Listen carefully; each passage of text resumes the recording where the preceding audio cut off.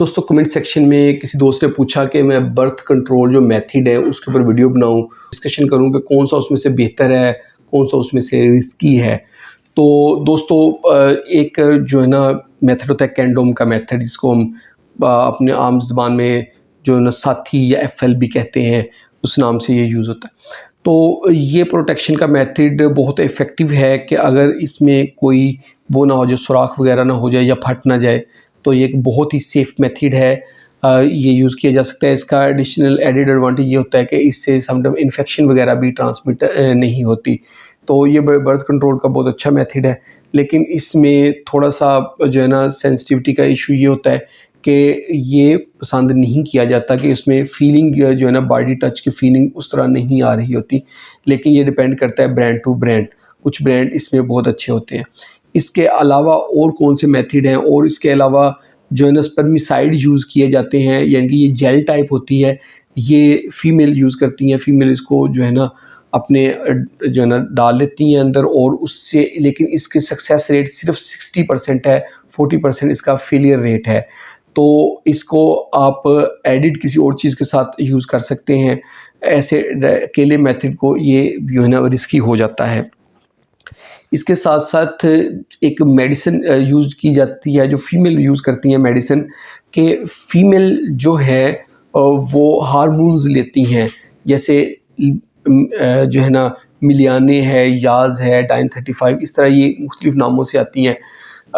वो टैबलेट पूरा महीना फ़ीमेल को यूज़ करनी पड़ती हैं, हार्मोन्स होते हैं ये।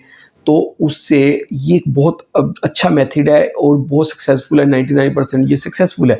लेकिन इसका मसला ये होता है कि इससे फ़ीमेल के अंदर जो है ना हार्मोन्स की वजह से जो साइड इफ़ेक्ट्स आते हैं, वो आना शुरू हो जाते हैं। उनमें नाज़िया, वोमिटिंग हो सकता है फ़ीमेल के अंदर, और उसके साथ-साथ उनकी जो है ना सेक्स ड्राइव जो है ना वो कम हो जाती है, लिबिडो, उनकी फ़ीमेल जो लिबिडो होती है वो कम हो जाती है। इसके अलावा फ़ीमेल जो है ना डिपो लगवाती हैं हार्मोन का, यानी कि बाजू के ऊपर वो हार्मोन का एक अंदर इंजेक्शन लगवा लेती हैं या कैप्सूल रखवा लेती हैं। ये लंबे अरसे के लिए होता है, ये भी हार्मोन इम्बैलेंस करता है। इसकी वजह से फ़ीमेल में अक्सर ब्लीडिंग ज़्यादा होने के चांसेस होते हैं। बहुत सारी फ़ीमेल जो है ना आके जो है ना कंप्लेन करती हैं कि हमारी ब्लीडिंग बहुत ज़्यादा हो रही है, और बाकी मसले मसाइल भी इसकी वजह से होते हैं। हार्मोन इम्बैलेंस होता है और प्रॉब्लम्स होते हैं, साइड इफ़ेक्ट्स होते हैं। मेल के लिए जो है ना इंजेक्शंस होते हैं, लाइक टेस्टोस्टेरोन का अगर 100 mg का इंजेक्शन हर हफ़्ते कोई मेल लगवा रहा है और 6 हफ़्ते के बाद उसको एज़ोस्पर्मिया हो जाएगा, तो अगर वो इस कंडीशन में वो टेस्टोस्टेरोन का इंजेक्शन लगा के वो जो है ना उसकी आगे स्पर्म जो है ना बच्चा पैदा करने के काबिल नहीं होंगे, तो बर्थ कंट्रोल का ये एक बहुत अच्छा तरीका है। लेकिन इसका मेल के ऊपर बहुत सारे साइड इफ़ेक्ट्स भी होते हैं। जैसे मैंने आपको बताया कि एज़ोस्पर्मिया होता तो टेम्परेरी है। इसके साथ-साथ एक्स्ट्रा टेस्टोस्टेरोन जो मिल रहा है, जो हार्मोन्स मिल रहे हैं, उस हार्मोन्स के ऊपर बॉडी के ऊपर साइड इफ़ेक्ट्स आते हैं काफ़ी ज़्यादा, वो हार्मफुल होते हैं और डेंजरस होते हैं।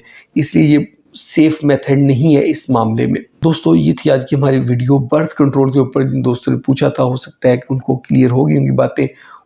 और अगर आपको वीडियो अच्छी लगी है तो इसको लाइक कर दें, इसको शेयर करें अपने उन दोस्तों के साथ जो मैरिड हैं और बर्थ कंट्रोल करना चाहते हैं, और हमारे चैनल को जल्दी से सब्सक्राइब कर दें। बहुत-बहुत शुक्रिया।